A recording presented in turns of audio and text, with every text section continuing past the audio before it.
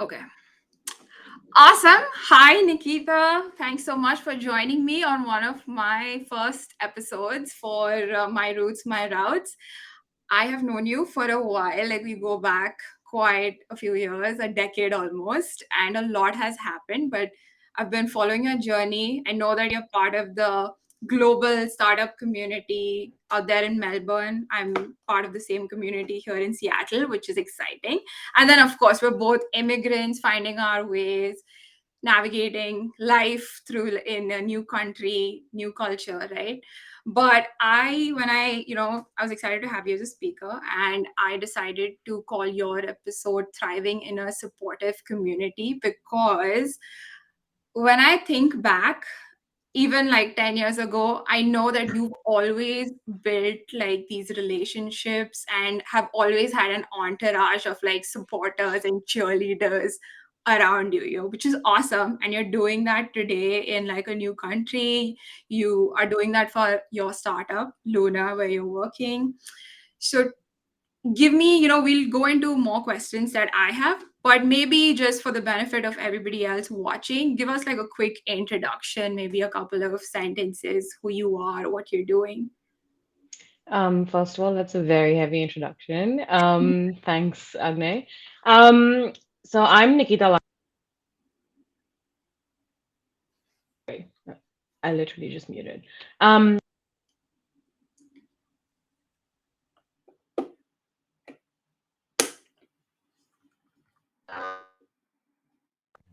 Can't hear you. Okay, now I think I've good again. Yeah. Sorry. So I was saying, thanks so much for that very heavy intro. But yeah, very excited to chat with you today. It has been very long. A bit about me. I'm Nikita Lamba. I am living in Melbourne. I've been here for just over 5 years. I initially essentially came here to study, but now have found my way to the working life. And yeah, so I've been here 5.5 years. I work in the startup ecosystem, in the marketing and community building space, which I guess is maybe a good thing. Like you said, I'm leveraging what strengths I have in my personal life and bringing it to work. Awesome. That's great. So this show is called My Roots, My Routes. So I want to let's start by talking about your roots and then maybe tell us a little bit about the different routes that brought you to where you are today. Sure. So I was born in Delhi in 94. So, I mean, if anyone's keen to do the math, that's 29 years ago. I was born in Delhi, raised mostly in Delhi, but also between like Delhi and Nairobi, because my father moved for work purposes to Nairobi in Kenya in 2003. So that was a very different and unexpected, I guess, like turn for our family. I have an older sister and my mom. We didn't really end up moving because my dad didn't know how long he's going to be there for and how safe it is. And, the entire schooling system for us would change. So we stayed put in Delhi, but we'd go there every year for about 2, 3 months in the summer. And he would come back during Diwali and then during Christmas, New Year. So that sort of became our life. And, I started, traveling there. I now have, a different set of friends, a different perspective on like living in another country, which is really nice. Mhm. So all of that was, it started in 2003. But my schooling entirely was in Delhi. I had a great set of friends, very busy life. But then in 2012, when I graduated, I moved to Pune, which is where we met. So I moved to Pune to do my undergraduate degree. I was there for 4 years, which were some of the best, most interesting 4 years of my life. I'm sure you feel the same way. But yeah, they were 4 really good years. I studied media, I studied peace and violence, and then I studied, a slew of other subjects through those 4 years. I made friends from all over the country. A lot of people come to study at in Pune at Symbiosis. So that was, a very good, I guess, rounding experience for me. Mhm. Um, and then I graduated 2016 and moved back to Delhi, where I worked for a year in, again, like sort of community management and a marketing space. Mhm. And then I was like, oh, I think it's time to move on and maybe go study. Because if I get too used to working, I don't think I'll be able to put on the student hat again. So yeah, and then I decided to move to Melbourne. I applied in 2017 and moved here in 2018 for my course, and I've been here ever since. And now, yeah, I work at, like you said, a company called Luna. We started as a startup. We've grown immensely since then, and I've joined them over 2 years ago as a marketing and community coordinator, and happy, to have grown here and reach a manager level. So yeah, I guess that's been That's all the years. that's awesome. No, that's exciting. What made you choose Melbourne? Like, how come you chose Melbourne, and what is life like over there?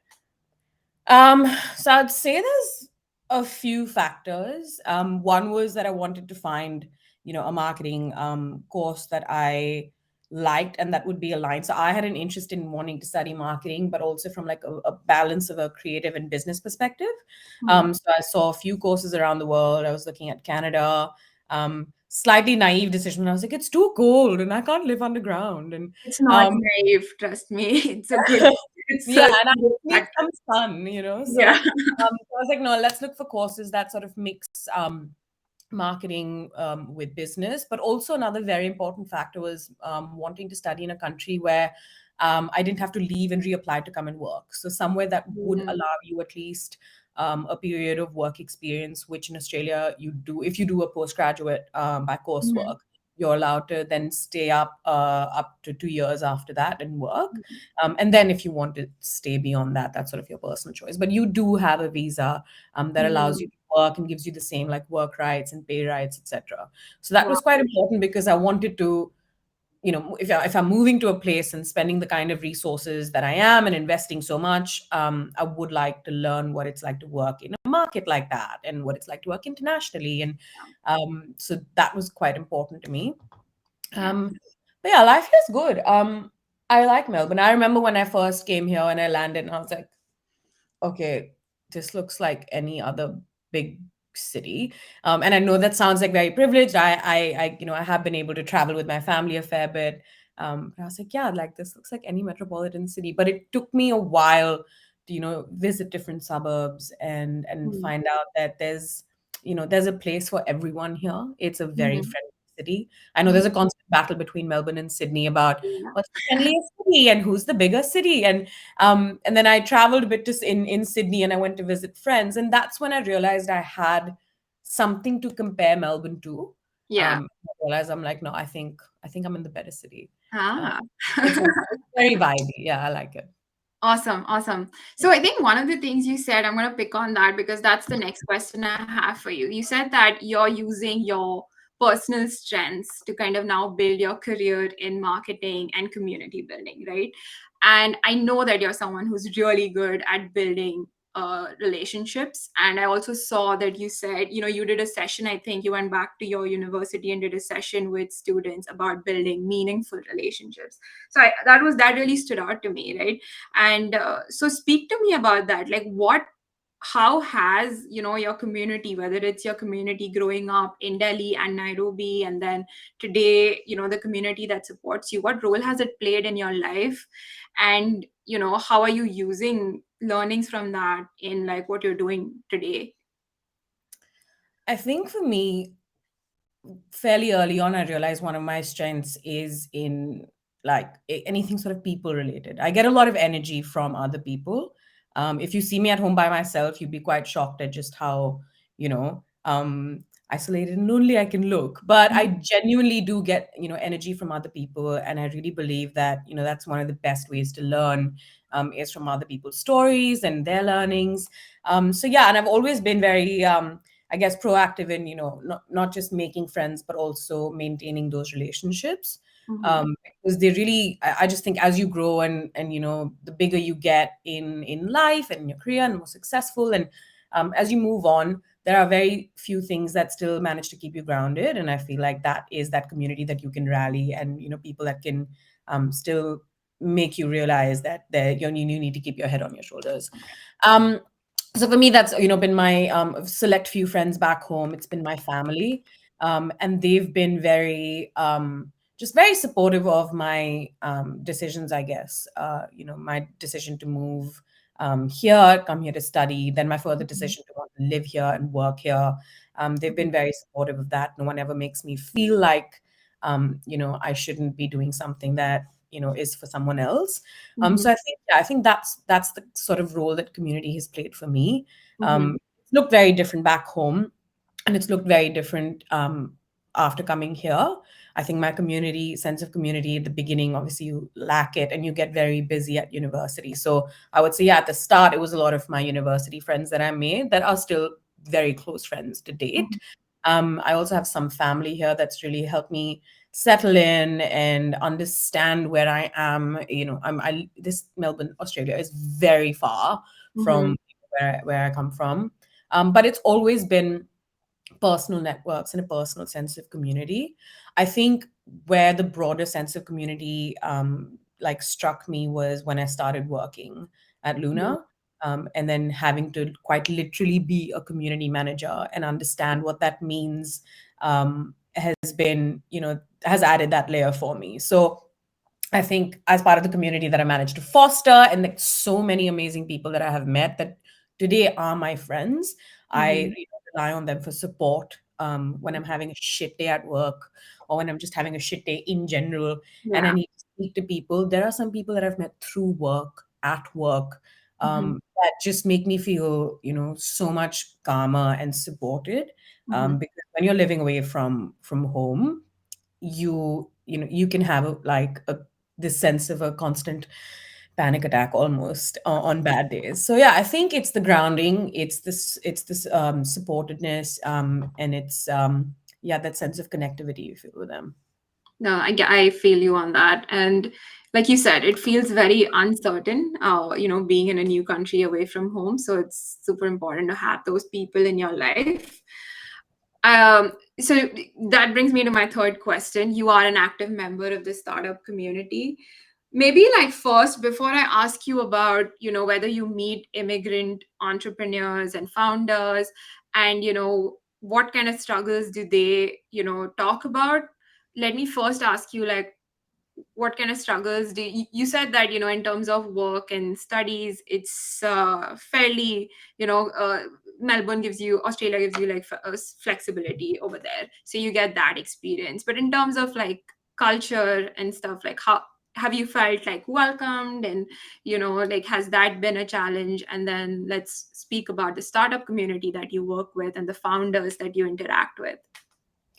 Yeah, yeah, there has been sort of fair few, I guess, challenging moments after moving here. I have to say though, I'm again to reiterate, I've lived a fairly like Yeah. privileged life. I've traveled a bit, I'm able to speak the language well and communicate with people well. So I do have a lot of things going for me that have made it easier to, I guess, assimilate into the culture and be part of the Australian culture.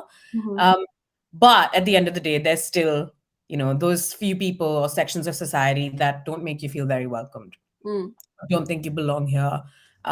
So that's I've had episodes of that, but I don't think they're worthy enough to even shine light on because I don't think they're a very important part of my story. I think for me in general, though, what has been hard moving here has been the idea of like creating space for yourself. Mm-hmm. I think as an immigrant, we don't understand how much, or we don't realize maybe in the beginning how much personal soft power we leave behind when we leave our country. And, those are things like networks, friends, familial support. We leave so much behind and we have to like start from scratch. So making that space for yourself and almost introducing yourself to a very pre-existing society and injecting yourself in like the way things already are going into that status quo, that can be quite challenging. It's easy in the beginning when you're going to uni because everyone's going to uni. Yeah. It gets harder after that because you're like, okay, shit, I'm out of uni, I Yeah. don't have a structure. How do I create this space for myself? So I Yeah. think that was a little bit challenging for me for sure. Um, You feel like the new kid, right? Yeah, and yeah, you feel like the new kid, and you feel like like a little bit of like the other, and that you have to constantly maybe either like explain yourself or Yeah. Yeah. prove a point, and but you don't, Yeah. but you feel like that. But the other side, though, that is challenging is, and I'm sure it's similar in other countries as well, is just the more technical stuff. So Hmm. You're not receiving the same kind of perks and support from, for example, the government. Yeah. During COVID, there was a lot of financial support and perks given to locals living here that weren't available to me. So not even having any agency to argue for that is a bit hard. And then obviously things like living away from family, especially for me because I'm a very, very like family driven person. So yeah, that was Hmm. hard. Hmm. And I think the second part is like the entrepreneurs that you meet. Do you meet a lot of immigrant entrepreneurs? And and I know for them there's a whole new set of challenges because now you're like building a company in a foreign land. Um, yeah, I meet a lot of immigrant entrepreneurs actually. And I guess, being an immigrant myself, sometimes maybe I'm exposed to them a bit more or I end up talking to them a bit more because there's a Yeah. little bit of, hey, I see someone that's like not white in the Yeah. room. So, Yeah. you end up having a chat. Um, but yeah, some have been here for a while, some are newer, some are students that are, that have moved here and are looking to build their own businesses, get PR and stuff. So I mean, like it's an Mhm. entire gamut of people, and their experiences really differ. I think it's very easy to share more of like the not so good experiences, which I end up hearing because the good ones are celebrated, Yeah. on LinkedIn. But I think like yeah, some of the more like prominent issues are things like receiving funding. So for founders that aren't from here, like I said, that entire aspect of having to create space for yourself, having to explain yourself, um having to like leverage like and rebuild that soft power for yourself and networks and things like that, that's very challenging. Mhm. You feel a bit overwhelmed, you feel like, oh, a lot of them, I know a lot of people who have felt strong imposter syndrome, Yeah. trying to create their businesses here. So I think, yeah, issues with funding, for example, are one of the prominent issues. Mhm. You've got immigrant women in business, Yeah. So first of all, anyway, being an immigrant, then you're like a woman in business, or anyone across the sexual spectrum. And Yeah. so when you bring that intersectionality in, which anyway, then it makes it harder to navigate the business world. Yeah. And then there are so many implicit biases that you're dealing with as immigrants, like microaggressions in the workplace, microaggressions when you're dealing with investors, and there's so much to deal with. And then if you add a layer of money and business to Yeah. anyway these daily sort of issues, I can imagine how hard that can be. I really, really admire founders for that. I don't think I could do it. It is so hard. Um, but yeah, I have to say though that there's been some really amazing and strong communities that have been built by people that are from here. Yeah. Um, I'd give a shout out to One Roof. It's a community for women in business. They Mhm. are extremely active, very supportive, Mhm. amazing work. And we work with them closely. So that's really, really lovely. There are programs like Start Space, which are run by the State Library of Victoria that encourage international students to start businesses and get into entrepreneurship. There's a lot of work that Luna does with students and immigrant founders, just supporting them, and helping navigate their sort of business world. And then, yeah, a lot of other organizations that are doing work for people that I guess fall more in the margins. Awesome. That's great. That's great. Thanks for those shout outs. I think, people are doing it and they deserve to be like recognized for it. That's awesome. I think you already touched upon what my next question was. It was about like you said it very rightly. The good stuff is celebrated and you hear about it. The hard stuff, not so much. I've experienced that myself personally. I really find it that people don't really get it when you share the hardships. They're like, okay, I can understand it's hard, but very few people, unless they're going through it, understand the hardship of like you said beautifully, like leaving all your like soft power back home and like coming here, right? So if you think you've already answered this because you did speak about some of the hard experiences, what has been the hardest for you? Um, I think yeah, similar I guess to yeah what I said. Having to create that space from scratch, you forget how comfortable your life is back home, how much community support you have. You don't even think about it. Like I don't think about my family and friends back home as my community support, like the Yeah. strong sense of community they've created for me. And I come here and I'm like, holy shit, I miss it. And I didn't know what I had going for me. And now I have to create it, from like ground up. Hmm. So that's definitely been very hard. And then, yeah, like to those even technical aspects. For example, I've been working on getting, like, for example, my visa Yeah. the past like 3 years. Okay. And it is one of the most stressful experiences I know. of my life. I have Yeah. never had to do so much paperwork in my life and get my grade 1 report card out I know. and Yeah. find the date I graduated kindergarten. Oh my Like, and having to God. do this on repeat for the multiple visas you apply for. It is so exhausting. Yeah. It is so draining. There's no financial support that you get for it, so you're paying out of your pocket for these sort of services. These are all really hard. And, I can talk to people at work, and my, work team is very supportive. Um, but how do you explain to someone that has never had to deal with that? Yeah. Uh, Who doesn't have to think about this on a daily basis, right? at all. And basically for 3 years, I swear to God, I had more hair on my head, like for 3 years when you're dealing with visa work and like tax and money, and Yeah. oh, it is so exhausting that now I've just come to terms with the fact that there is this undercurrent of stress in my life, and I just need to start looking at it differently. But Yeah. yeah, these experiences they're just hard. I But also, know. I mean, I literally this year, since I think we applied in 2018, and this year I got my green card. So my work authorization was like restricted. I had to leave a job that I loved and, like be at home, remote work, like remotely and consult and things like that. So I totally feel you. It's very stressful when you have to do mm, that besides your regular shit, your yeah, day. besides regular life and Yeah, regular.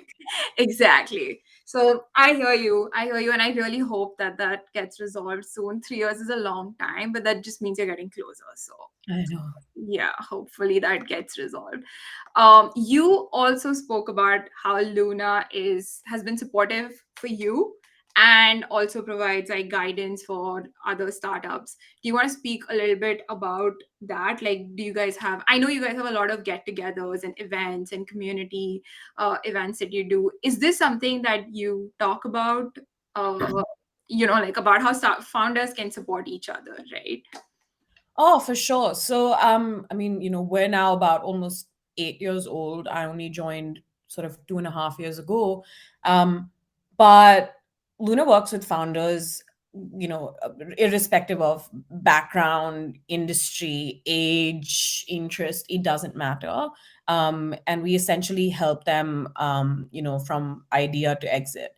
Mhm. And we do this by offering them, legal support, accounting, financial support, and also like entrepreneurial education. Mhm. The education piece is very interesting because we actually work with schools and universities and founders. So we're essentially just trying to, help people that want to, have their own business and are creative and want to do something for themselves.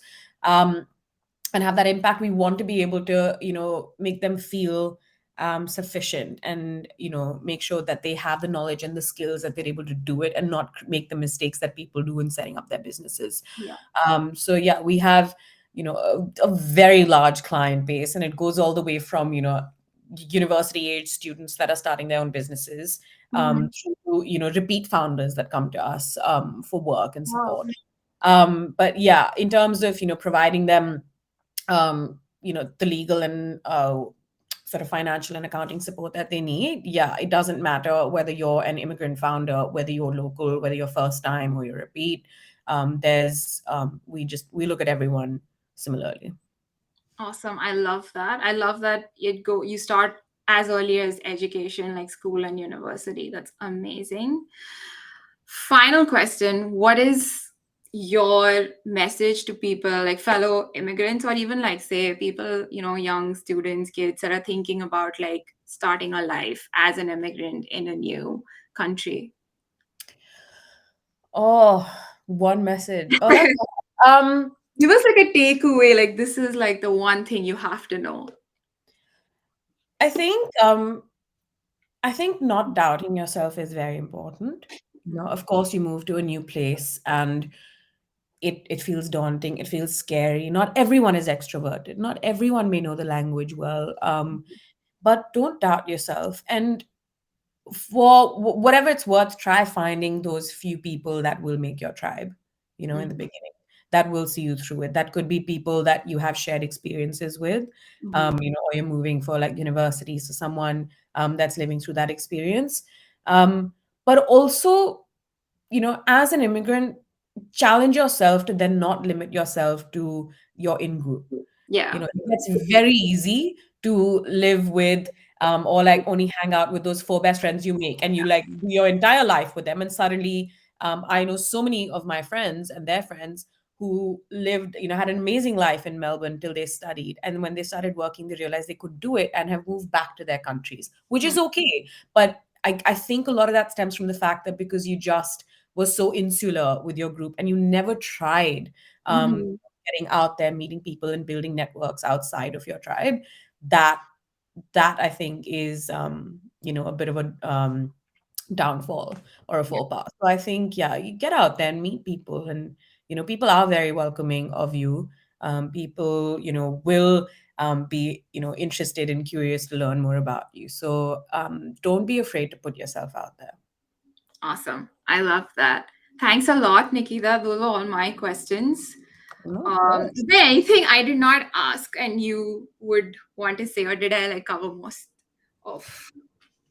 I think you did, unless you have any, out of whack questions coming from somewhere. But No, this was awesome. I think you spoke about so many things that I've gone through personally, and I know that a lot of founders are just not even founders, just professional students. Everyone goes through. It's so hard. You like build your tribe, then you have to like still get out of your comfort zone and keep networking because I am not an extrovert, right? So I know that it does not come naturally to me. So it's hard. It feels exhausting for me. So yeah, it's the bit then, like you said, you have to kind of give people a chance, go out there and make an effort. So for sure. awesome. I love that. That's it. This I'm not using anything beyond this in the stuff. No, it's so true. So This is yeah. fun. Yeah. When are you going to India next? So I just went for 2 weeks in December, but that was for like family. Like my nanny fell sick, and then I went 2 weeks right now again to visit her. But proper trip, I don't know. I'm hoping maybe around like Diwali, but no idea because all depends on my How, visa. what is the situation there? Like basically you want to stay there, like you want to So permanently basically, I want stay to stay here. And what's happening is I studied, then I got my 2-year visa, there. study visa, which expired last July. And then I got on for 1 year from like last November till this November. I'm on Mm. this special COVID visa, which Oh, they've given to people who basically stayed here through COVID and helped the economy. Like I was still working here, right? And I got no perks. So they're like, okay, here's your 1-year visa. And I was uh, like, okay. So now I'm trying to apply for like direct pathway to PR because I don't want to be like tied to work and get employer sponsorship. I mean, all of that is there as a backup, but I'm trying to do like a direct pathway to PR. and So you're doing that like individually, like you're applying all of that. Oh, wow. and Yeah. engaging, like, I mean, I've engaged a really, really good like immigrant, like migration law firm. Hmm. But fuck, it's so fucking expensive. It must be. I was going to say, I'm sure Oh. it's like super But expensive. also, you know what? I'd rather do this because I've worked with like another agent before, and she just sucks. I actually had more stress and anxiety dealing with her than I have with them. And these guys just look after everything. I just need to give them what they want, and they But look. they're sure they'll like, is there assurance that you'll. There is like a very strong, like a like positive sense at the moment, especially also because the current government is very pro migration. They're left. But like up until last year, when the government changed, they were very anti immigrants and very right leaning. I was in the same position with Trump in power. So Oh, I feel you. Uh, But stay in touch. I mean, we're in the same community, so like stay in yeah, touch and yeah, just keep in touch. I'm like following you on LinkedIn and stuff. Do awesome work and let me know if I can ever be of any help. no, of course. And thanks for thinking of me. That's very sweet. Of course. Take care, Nikita. Thanks, Agne. Bye. Bye. Oh wait, hold on. Actually, can you send me some screenshots from the chat? I Of the will. Okay. It basically gets auto generated after this meeting. So I that's the platform. This is the company I'm working with. The platform automatically generates like screenshots and social media posts. Okay. So I'll Hopefully, send I'm you not some of like those. making weird expressions, but let me know. And then if you can send me like a little bit about your company, so I'll write about it on LinkedIn and then have Yay! Awesome. I'm going to be doing the same thing. So I'm going to be using some of these clips and then I'll send you a perfect. few. Okay? Okay. Okay, Awesome. bye. Thank Take you. care. Bye. Bye.